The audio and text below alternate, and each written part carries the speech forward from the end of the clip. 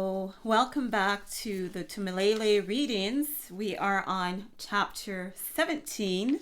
I'm glad you're here. I hope you're having a good week and hope you're enjoying the readings.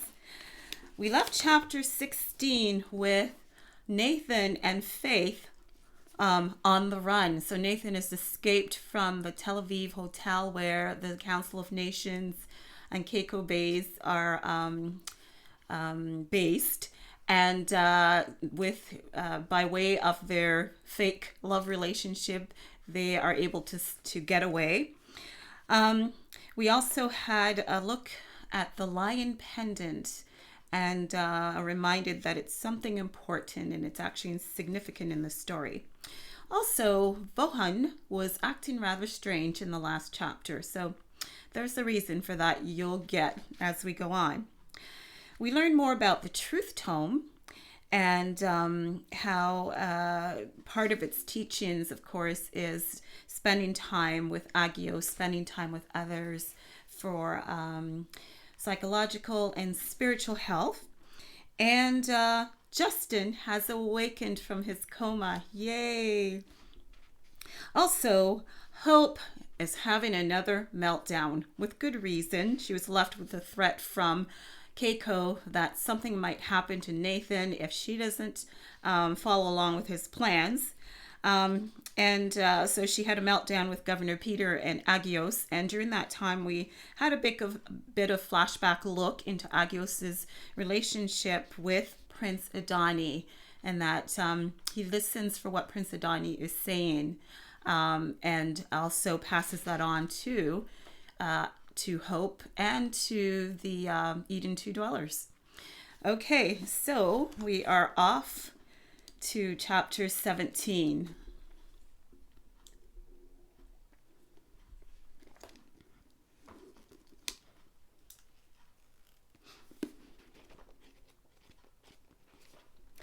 And we are still on Eden 2 for chapter 17.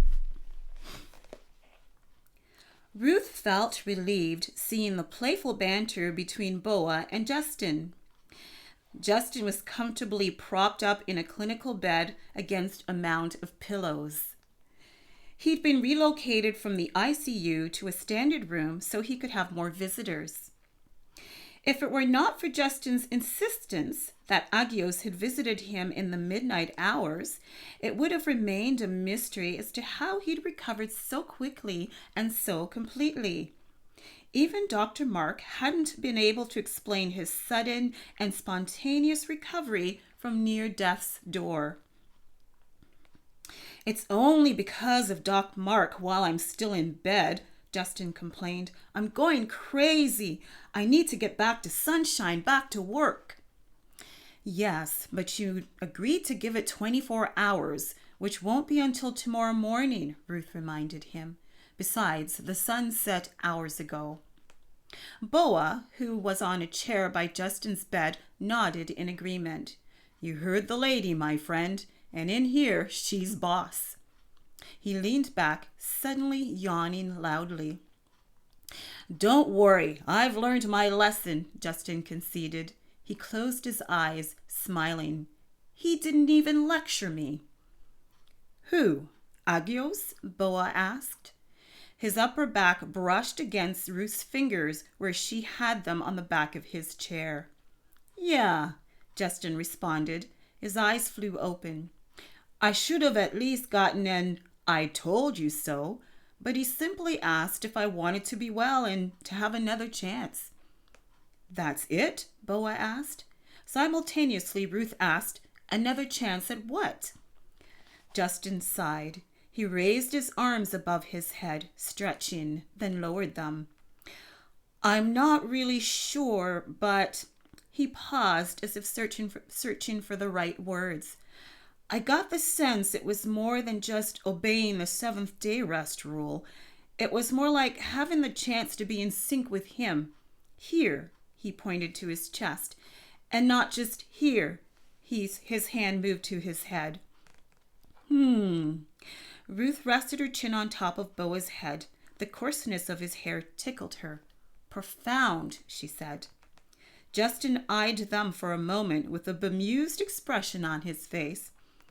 Yeah, I think so. His smile turned into a grin. A lot of profound things going on here lately. Ruth raised her head quickly. Heat rushed into her skin. Boa turned his head to look up at her. A mischievous smile spread slowly across his face. But before he could comment, youthful voices suddenly flowed into the room. Ruth was relieved. Cree and Lucas braked at the doorway, looking uncertain. Hey, buddies, Justin called, grinning and waving them over. Boa stood up. Hey, guys, come on in. The boys immediately rushed in. Without hesitating, Lucas hopped onto the nearest side of the bed, leaving Cree to rush around to the other side. Is he really okay? Lucas was already on his hands and knees, peering down at Justin. He twisted his neck to look back at Ruth. Ruth nodded and smiled, knowing that both boys had been incessantly worrying about Justin. After all, he was like their big brother. He's just fine, boys. He'll be up and in your hair sooner than you think. Lucas groaned good-naturedly, then turned back to Justin. You can finish teaching me to play pool. Then Lucas did a very strange, very unexpected thing. He abruptly prostrated himself on the bed, then just lay there, motionless. It was as if he'd suddenly deflated. Hey, buddy, Justin said, frowning down at Lucas. What's up? He hasn't been feeling well, Cree said hesitantly. And he has a rash. What? Ruth moved closer to Lucas. Don't tell her that, Lucas said, scowling at Cree. He turned his head towards Ruth, looking apprehensive. Let me see, Ruth said, hovering. Miss Ruth, Lucas started protesting. Show me where, or will Boa and Cree have to help? Hey, cooperate, little fellow, Justin encouraged. Maybe you can be diagnosed and get to stay here with me. Lucas grimaced. Maybe no school lessons? Justin continued with a conspiratorial wink. Lucas sighed, giving Cree a dirty look, then turned on his back. He pulled up his shirt, exposing his abdomen. Ruth gasped. Angry red welts ran up and down the boy's slightly tanned skin. Parts of the rash had even started to blister. He's got some on his back, too, Cree said. How long has he had these? Boa asked. A while. A while? Ruth asked, alarmed. A thought ran through her mind. Something about the rash was vaguely familiar. Cree scratched his head. It started maybe a few months ago, not much at first, but...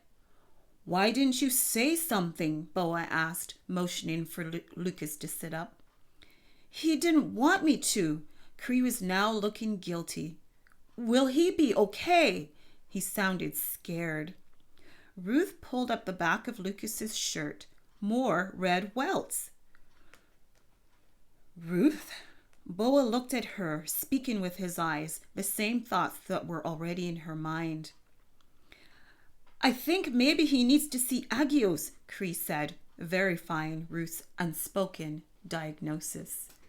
Now this rash on Lucas, you'll understand later why he has this rash and what it's all about. New scene. Hope exhaled slowly, attempting to release the tiredness from her body into the comfortable bedding. Releasing the worries over her brother wouldn't come as easily. Despite all that she'd overcome in the last 5 years, she still felt unprepared for this new reality. And yet, should she not be assured of the goodness of the sovereigns, that this too was covered in their plans? Agios had said as much. And he had not been there with her, and had he not been there with her in the waters of the Atlantic? Over 5 years ago, she'd literally been the only living person existing outside the worldwide chaos.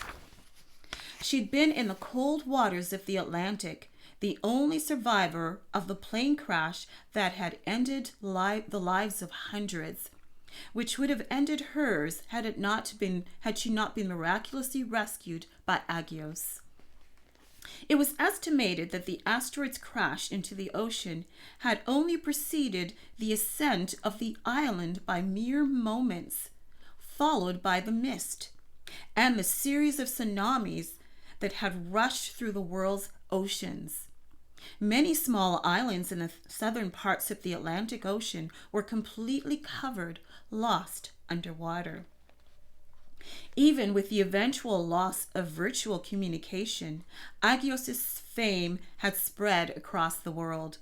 Even now, some people still believed that he was possibly some sort of extraterrestrial being sent to save the world. Yet, because Agios was elusive, many directed their attention to her, the woman he'd saved and nurtured. A form of idolatry, a form of hope. Many were also resentful that they couldn't be on the island and also accused the loyals of hogging her. They also refused to believe that Agios represented Prince Adani, whom most believed to be dead. Keiko Bay's message had taken root across the globe. Prince Adani. Hope slowly eased up to lean against the bedhead. She pulled the covers up around her chest, resting in their security. Her eyes had adjusted to the darkness, aided by ground lights peeking through the slits of the window panels. When she was 18, just before leaving for university, she'd finally agreed to meet with their local loyal leader. She'd been faced with the choice to either pledge allegiance to Prince Adani, choose another allegiance, or simply remain open to all or none. Being a loyal in a world that didn't fully endorse allegiance to Prince Adani was like having a kingdom within a kingdom. She'd been nervous that day. After all, she'd straggled behind her twin, who'd already wholeheartedly, and it seemed easily, embraced his parents' allegiance to the sovereign prince. To every loyal, embracing Prince Adani was embracing the sovereign emperor, whom no one had ever seen, but who most, even non-loyals, believed existed in Jennies, the realm of the sovereigns. It had been her moment of decision those many years ago. She remembered looking out the window from the rear passenger seat on the driver's side when her mother spoke to her. Let's visit her memory for a bit. "I'm so glad you'd finally decided, sweetheart," Sarah Canisa said. Her mom's hazel eyes, framed by an angular face, clear tan skin, and shoulder-length, coily brown hair, had been filled with emotion. Indeed, her father, Brahm Canisa, agreed from the driver's seat, matching his gaze with hope through the rear-view mirror. His thick head of wavy black hair had streaks of gray, giving his brown-skinned features a more distinguished look. Hope smiled, feeling the satisfying warmth of decision replacing her nervousness. Yes, she was doing the right thing. She'd been troubled for some time, and she knew this was her heart's desire. I wish Nathan could have come. She stared at the rows of trees speeding by. Everything looked so normal. Pedestrians roamed the busy city streets, destined for business, shopping, eating, or rendezvous with friends. Meanwhile, Hope was on a life-changing mission. "You know he would have been here if he could, love," her mother kindly reminded her. "But it's important he does well on those final exams." "I know, Mom, I know.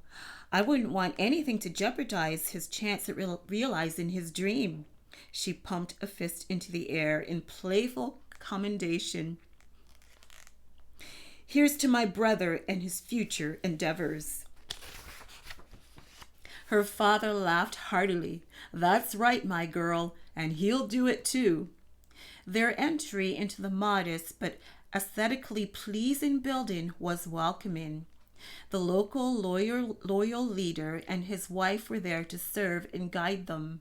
But eventually, Hope left her parents in the lobby and followed the leader and his wife through a place of assembly called the atrium to a small room just off of it. As leader Chan Li sat with her and gently reminded her about the essentials of commitment to Prince Adani, Hope instinctively felt drawn to his sincerity and his obvious devotion to the prince. Some people have even pledged their loyalty to him just in their own homes or other places, Leader Chan Li explained. And many do what you're doing. They come to a place where we gather to learn about his ways, a place where we encourage each other. Hope pondered for a moment. But it's here in the atrium where we might catch a glimpse of him. How is that possible at home or somewhere else? Leader Chan Li smiled. Ah, but the atrium is not for Prince Adani. It's for us. Most of us need a place to remind us of our purpose in gathering. Continual reminders of our prince's sacrifice, his return to life, our work for him, and our eventual future with him. The World Council declares him dead. Many refuse to acknowledge him, even though they acknowledge the good he's done. Many also acknowledge the presence and goodness of his father. I don't understand, Hope said, how they acknowledge his father but not him. Wouldn't it be just as easy to acknowledge it all? Leader Chan Li nodded solemnly. Yes, you're right, but many choose to believe all of Prince Adani's benevolence ultimately comes from the sovereign emperor, and rightfully so. However, they also believe that there are other benefactors sent by the emperor equal to the prince. But no one has ever claimed to be the son of the sovereign emperor, have they? The passion bursting from Hope surprised even her. Touching her shoulder gently, Leader Chan Li spoke quietly. You're very right, and that's the crux of the matter. Because Prince Adani hid his royalty when he first came, many chose not to accept the changes he implemented, and many don't understand why he chose death. But just as we don't understand everything about the sovereign emperor, Jennies, and the Sky Kingdom, so we don't necessarily understand how the emperor brought his son back to life. But we believe he did, Hope finished, fully facing her impending decision. Yes, we do, Leader Chan Li agreed. After Hope confirmed her acceptance of the sovereign prince's sacrifice for the world, Leader Chan Li led her in commitment to the sovereign emperor by pledging loyalty to the prince. Afterward, he left her there on her own, advising her to take a moment and meditate, commune with the emperor, consider what you have done. Kneeling alone before a commemorative table to the sovereigns, Hope became more intentional. With thoughts and words, she communed with the sovereign emperor, knowing she was connected through the sovereign prince, aided by the sovereign ambassador. It was a connection of three, but as one. Triune Connect. Now you know what Triune Connect is all about. I'll read that again. With thoughts and words, Hope communed with the sovereign emperor, knowing she was connected through the sovereign prince, aided by the sovereign ambassador. It was a connection of three, but as one. Triune Connect. She'd heard that some people had visions or a strong sense of the sovereign's presence when alone in the atrium. She wasn't sure if she wanted any of those things to happen, but she had sensed a change in her inner being, a change that had already started even before her decision to become a loyal. Now, in this moment, she experienced a strong confirmation in her deepest part. Hope turned, ready to rise. Leader Chan Li and his wife had been waiting with her parents in the atrium just outside the small room. They started moving towards her, with her parents following. Her mother's eyes were glistening with unshed tears, and her father's shone with pride and understanding. After rising, Hope was just turning to meet them, but the look of astonishment across Leader Chan's face froze her. At the same moment, she felt a shift in the atmosphere and heard a startled cry from her mother. Hope slowly turned to face the commemorative table once more. Since he died and had been brought back to life, Prince Adani had not appeared in the world. Yet there he was before her, with a gentle smile and warm eyes, eyes full of the sun. Then a moment later, he was gone. It wasn't the lack of warmth that caused Hope to shiver under the covers in her present time. Her thoughts were retreating from a past that her mind no longer blocked. Every loyal knew that one day Prince Adani would appear before his chosen bride. The bride represented the betrothal of all loyals to Prince Adani himself, signifying that they would one day jointly inherit all that his father had given to him: his riches, his kingdom, his rule, everything imaginable and unimaginable. Her parents in Leader Chan Li had insisted that they had only seen the outline of a figure aglow with bright light.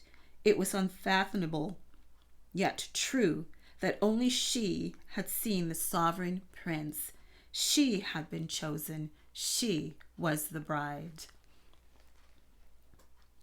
I hope you understand now how she became the bride of Prince Adani. Israel. How long had they been traveling? They changed vehicles twice and were now traveling in unfamiliar territory. Nathan was still regulated to the rear seat, ready to slouch down at a moment's notice, not daring to question Faith, who had a stern, fretful expression on her face. This must be hard for her. After another 30 minutes of silent travel, Nathan finally asked, "Why do you do this?" "I do whatever I can to aid the underground Israeli loyals," Faith answered. "I do it for Prince Adani." Mentioning the prince's name seemed to make her voice less tense, her shoulders less rigid. She turned her head briefly to glance at him. "It's the same for you, isn't it? Why, you are even now risking your life." Their speed was more moderate now, but Nathan could tell she was still exercising extreme caution, taking out-of-the-way routes. It seemed like hours ago since they'd hiked through the secret underground tunnel. They traveled through the musty, dimly lit tunnel for over an hour, but once they'd emerged from its gloomy aura, they seemed to have entered a different world. Gone were the street lights and close-knit buildings of the urban world. It was as if rural life had sprung out of nowhere. Rolling hills, fig trees, and ancient ruins as far as the eyes could see. About 15 minutes later, a slow left turn took them from the paved road to a hard-packed dirt one. Almost barren landscape flew by as Faith's speed increased once more.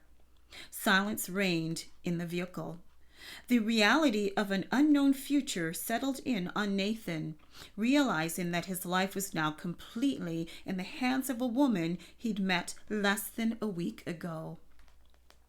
The vehicle slowed once more before turning onto a long, rutted driveway leading to what seemed like an abandoned farmhouse.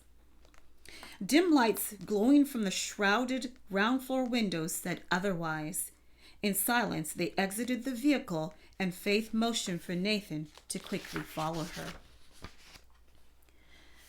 They traveled quickly over the uneven, patchy yard towards the rear of an old stone building. At the back, a heavy hinged door creaked open, allowing the warmth of light to escape. Nathan followed Faith in, just as a deep baritone voice greeted them. "Welcome, welcome, friends." That takes us to the end of chapter 17. Please join me next time for chapter 18. Take care.